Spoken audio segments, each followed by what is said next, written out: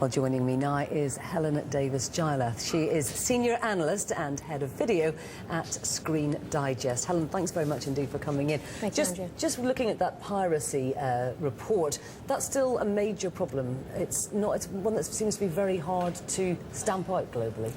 Absolutely. The fact is that more and more people are learning how to download films and TV programmes illegally. It's becoming very popular, and Spain is a particularly bad area for it in the world at the moment.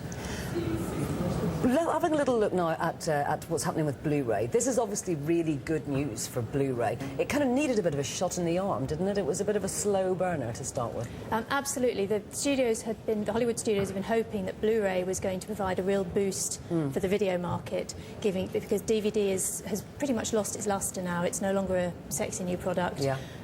But so far, sales of Blu-ray players and discs haven't been as big as the industry had hoped it would be. And why do you think that that Avatar made such a big difference? Is it because, I mean, obviously it's not in 3D, it's in 2D, but all those amazing special effects, people actually want to watch it on Blu-ray? Absolutely. I mean, there's a new film of this calibre has a real buzz. The people that saw it and loved it will want to see it again. The people that never got round to see it will want to see what all the fuss is about.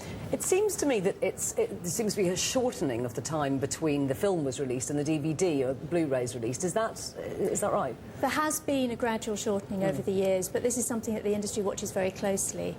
To be honest, the studios would love to be able to make that window even shorter. Still, it's a way of coming back to the piracy issue. Yes. It's a way of addressing that. On the other hand, the cinemas want to have the films for as long as possible. They're afraid that if people realise Blu-rays and DVDs are coming out sooner, they won't go to the cinemas. Yeah, so it's a battle. Right.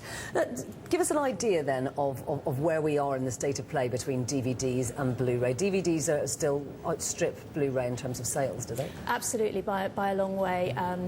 What's happening is that the worldwide industry, in terms of buying and renting DVDs and Blu-rays, is declining. It was worth about $50 billion worldwide. It's now coming down to between 45 and 50.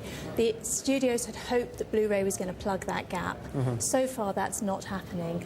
This year, in the UK, for example, we're seeing about 25% maximum of the title sales being on Blu-ray, and as Tesco is saying at the moment, they're expecting about 10% of Avatar on Blu-ray. So it's got a long way to go to catch up with DVD. OK, well, thank you very much indeed, Helen, for coming in and telling us about that. Thank you.